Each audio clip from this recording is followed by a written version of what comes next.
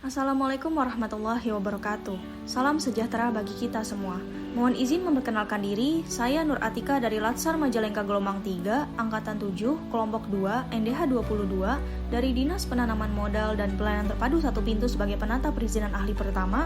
DPMPTSP memiliki visi yaitu terwujudnya Kabupaten Majalengka sebagai tujuan penanaman modal menuju Majalengka maju, aman, kondusif, mandiri, unggul, dan religius. DPMPTSP memiliki misi yang pertama peningkatan pelayanan penanaman modal, yang kedua peningkatan aksesibilitas masyarakat dalam promosi dan kerjasama penanaman modal, yang ketiga peningkatan kualitas pelayanan perizinan dan non-perizinan, yang keempat peningkatan kualitas sumber daya manusia yang profesional dan akuntabel, terakhir peningkatan pelayanan berbasis teknologi informasi.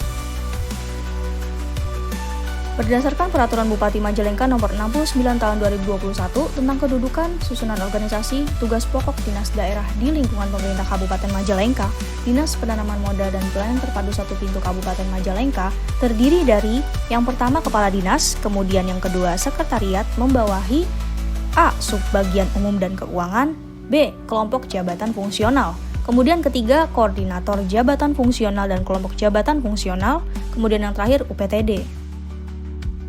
Tugas dan fungsi saya yaitu, pertama, perumusan kebijakan di bidang pelayanan perizinan, yang kedua, pelaksanaan kebijakan di bidang pelayanan perizinan, yang ketiga, pelaksanaan evaluasi dan pelaporan di bidang pelayanan perizinan, yang keempat, pelaksanaan administrasi dinas di bidang pelayanan perizinan, yang kelima, pelaksanaan fungsi lainnya yang diberikan oleh Bupati sesuai dengan tugas dan fungsinya. Kemudian layanan yang diberikan di DPMPTSP yang pertama pengaduan online, yang kedua OSS RBA, yang ketiga LKPM online, yang keempat Sipit online, yang kelima Si Cantik. Berdasarkan standar pelayanan publik sesuai dengan pasal 21 Undang-Undang Nomor 25 Tahun 2009 tentang pelayanan publik, DPMPTSP Kabupaten Majalengka meliputi yang pertama dasar hukum, kedua persyaratan, ketiga sistem, mekanisme, dan prosedur, yang keempat jangka waktu penyelesaian, yang kelima biaya atau tarif, yang keenam produk pelayanan, yang ketujuh sarana prasarana dan atau fasilitas, yang kedelapan kompetensi pelaksana, yang kesembilan pengawasan internal, 10. Pengenangan pengaduan saran dan masukan, kemudian jumlah pelaksana, kemudian jaminan pelayanan, kemudian jaminan keamanan dan keselamatan pelayanan, dan yang terakhir evaluasi kinerja pelaksana. Menurut saya, tugas yang saya laksanakan sebagai penata perizinan ahli pertama di DPMPTSP Kabupaten Majalengka memiliki keterkaitan yang sangat erat dengan pencapaian tujuan instansi dalam mewujudkan pelayanan publik yang cepat, mudah, transparan, dan akuntabel. Melalui pelaksanaan tugas teknis seperti verifikasi berkas, pemberian informasi, penyelesaian izin, hingga penyusunan laporan dan evaluasi, saya berperan langsung dalam mendukung terciptanya pelayanan yang profesional, efektif, dan berorientasi pada kepuasan masyarakat. Setiap data dan analisis yang saya hasilkan menjadi dasar penting bagi pimpinan dalam pengambilan keputusan strategis untuk meningkatkan mutu layanan.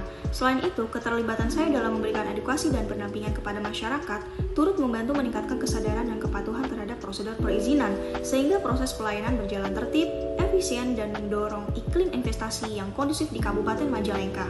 Dengan demikian, pelaksanaan tugas saya tidak hanya memenuhi tanggung jawab jabatan, tetapi juga berkontribusi nyata terhadap tercapainya sasaran strategis DPMPTSP dalam memperkuat tata kelola pemerintahan dan pertumbuhan ekonomi daerah. Menurut saya, untuk memastikan kinerja pelaksanaan tugas sebagai penata perizinan ahli pertama menjadi lebih baik, saya harus mewujudkan karakteristik Smart ASN yang profesional, berintegritas, adaptif, dan inovatif sesuai dengan arah pembangunan ASN modern dalam Agenda 3. Hal ini dapat dilakukan dengan terus meningkatkan kompetensi digital agar mampu mengoptimalkan sistem pelayanan berbasis teknologi seperti OSS dan SPBE, sehingga proses perizinan menjadi lebih cepat, akurat, transparan, dan efisien. Selain penguasaan teknologi, saya juga harus memperkuat integritas, etika, dan sikap profesional dalam memberikan pelayanan tanpa diskriminasi, sekaligus menumbuhkan budaya inovasi melalui penyederhanaan prosedur, kolaborasi lintas bidang, dan pemanfaatan media digital untuk konsultasi publik.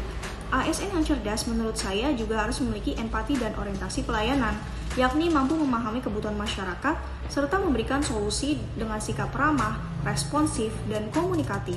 Selain itu, penguatan wawasan global, jiwa nasionalisme, dan semangat pembelajaran berkelanjutan juga penting agar saya mampu menghadapi dinamika kebijakan investasi dan tantangan global secara visioner. Demikian keseluruhan penjelasan dari saya. Apabila ada kata yang kurang berkenan, saya mohon maaf. Terima kasih atas waktu dan kesempatannya. Wassalamualaikum warahmatullahi wabarakatuh. Thanks for watching.